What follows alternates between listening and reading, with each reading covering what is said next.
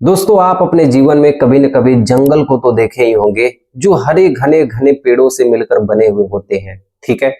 वैसे ही मेरे भाई, हमारे क्लास 10th के हिंदी में अशोक वाजपेयी जी के द्वारा एक नया चैप्टर को लिखा गया है। हमारे चैप्टर का नाम है युवा जंगल। ठीक है।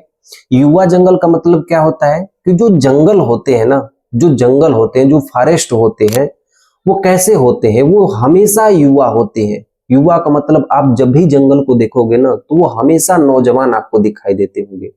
आप लोग में कई सारे लोग होंगे जो पहाड़ को देखे होंगे, लेकिन कोई जंगल को नहीं देखा होगा। ठीक है।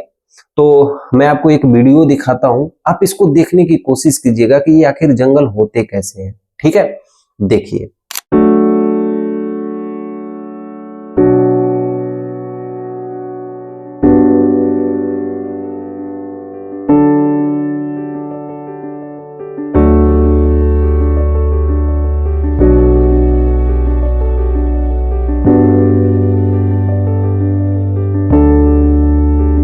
देखिए, तो इस जंगलों में मेरे भाई, एक बार हमारे जो इस चैप्टर के कवि है अशोक वाजपेयी जी, वो एक बार इस जंगल में जाते हैं। ठीक है।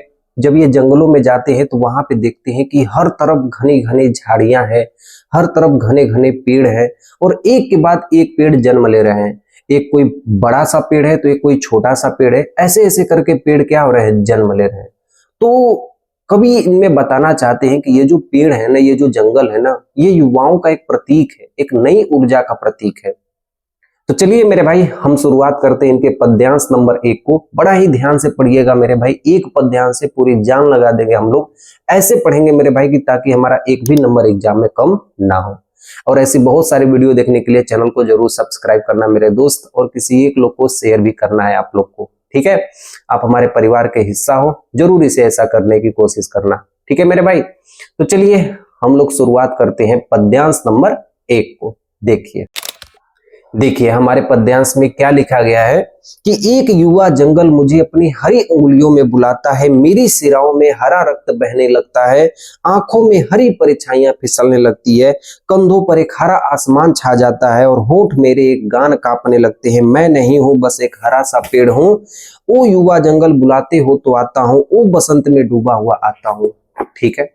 कवि कहते हैं कि एक युवा जंगल मुझे, युवा जंगल किसको कहा जा रहा है मेरे भाई? जो घने जंगल होते हैं ना, उसको हम युवा जंगल कहते हैं। ठीक है। तो वही कह रहे हैं अशोक वाजपेयी जी की ऐसा लगता है कि कोई एक युवा जंगल है, कोई एक नौजवान जंगल है जो हरी उंगलियों से बुलाता है, जो अपने हरी हरी पत्तियों से, हरी हरी झाड़ियों से, और हरे हरे पूरे पेड़ के पत्तों से वो मुझे अपनी ओर बुलाने की कोशिश करता है। कभी आप मेरे भाई पेड़ों को देखिएगा, जिस तरीके से हमारे में जीव है, उसी तरीके से पेड़ों में भी जीव होता है। यस या नो? अगर हमारा कोई गर्दन काट दे तो हम लोग क्या हो जाएंगे? मर जाएंगे। उसी तरीके से पेड़ों को यदि काट दिया जाए तो वो लोग भी क्या होते हैं? मर जाते हैं। तो उनमें भी तो कोई ना कोई जीव होता है कि नहीं? हाँ या ना? और उसके बाद देखिए मेरे भाई, जैसे हम लोग के हाथ पैर होते हैं, उसी तरह पेड़ों के भी हाथ पैर होते हैं, जो उनकी डालियां होती है, जो उनकी टहनियां होती है। जिस तरीके से हमारे नसों में भी ऐसे नस गई होती है, उसी तरीके से उन पेड़ के पत्तों में भी देखोगे तो नस गई होती है। तो एक प्रकार से कहा जा रहा है ना कि हम युवाओं का एक प्रतीक है वो पेड़। हम युवाओं का एक क्या है? प्रतीक है वो पेड़। वो जंगल क्या है? हम युवाओं का एक प्रतीक है वो जंगल। तो कभी कह रहे हैं कि जब मैं जंगल के पास जाता हूं तो ऐसा लगता है कि उसकी हरी हरी पत्तियां मुझे क्या कर रही हैं? बुला रही हैं। हरी हरी उंगलियां क्या कर रही हैं? मुझे बुला रही हैं। आगे कहते हैं कि मेरी सिराओं में हरा रक्त बहने लगा है। कहते हैं कभी कि जब मैं जंगल में पहुंच जाता हूं, जब मैं जंगल के अंदर चला जाता हूं, तो जब जंगल के हरे हरे हरे पेड़ों को देखता हूं, उनकी टहनियों को देखता हूं, उनकी पत्तियों को देखता हूं, जमीन पर भी हरियाली होती है, आसमान में भी हरियाली होती है, ऐसा लगता है कि मेरे अंदर जो लाल खून बह रहा है ना, वो भी हरा हो गया है। यानी मेरे अंदर एक नई ऊर्जा आ गई है, मेरे अंदर एक नई ऊर्जा आ गई है, और लगता है कि हमारा जीवन एकदम ताजगी से भर गया है। ठीक है। तो कभी आप मेरे भाई ऐसी गलती मत करिएगा कि आप भी मेरे पढ़ाए हुए पद्यांश के अनुसार आप किसी जंगल में घुस जाना। ठीक है। क्योंकि जंगल बहुत हानिकारक चीज होता है, क्योंकि वहां पे बहुत खराब खराब जानवर होते हैं। ठीक है। तो आप बाहर से उसे देखने की कोशिश करना, अपने आप को महसूस करने की कोशिश करना कि नहीं, वास्तव में भैया जंगल ऐसा होता है, हमने वहां पे जाके देखा हुआ है। ठीक है। चले मेरे भाई, चलिए देखिए। तो कहने का मतलब ये है कि आगे कह रहे हैं कि आंखों में हरी परछाइयां फिसलती है, ठीक है। तो कभी कहते हैं कि जब मैं जंगल के बीचों बीच में चला जाता हूं तो ऐसा लगता है कि मेरे आंखों में जो परछाइयां आ रही हैं वह कैसी आ रही है, हरी परछाइयां आ रही हैं, ठीक है।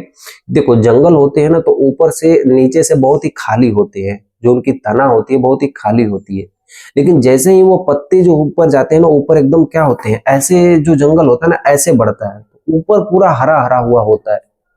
तो जो जंगल की परछाइयां है ना, जब वो नीचे पड़ती है ना, तो वही कह रहे हैं कि लग रहा है कि मेरे आंखों की परछाइयां कैसी हो गई हैं, हरी हो गई हैं, ठीक है। ऊपर भी हरा, नीचे भी हरा, और पत्तियां भी बीच बीच में क्या है, हरी हरी है। तो मेरे आंखों की परछाइयां भी कैसी हो गई हैं, हरी हो गई हैं। कह रहे हैं कि ऐसा लगता है, मुझे महसूस होता है कि मेरे अंदर जो निराशा है वो किस में बदल गई है, आशा में बदल गई है। जब मैं उतना उदास था इस जंगल में घुसने के बाद मुझे ऐसा लग रहा है कि मेरी सारी दुख क्या हो गए, दूर हो गए। कहते हैं कि कंधों पर एक हरा आकाश ठहरा हुआ है, ठीक है। तो ऐसा लग रहा है कवि को कि मेरे ऊपर आसमान ही नहीं है, बल्कि मेरे ऊपर कौन सा आसमान है, हरे रंग का आसमान है, ठीक है।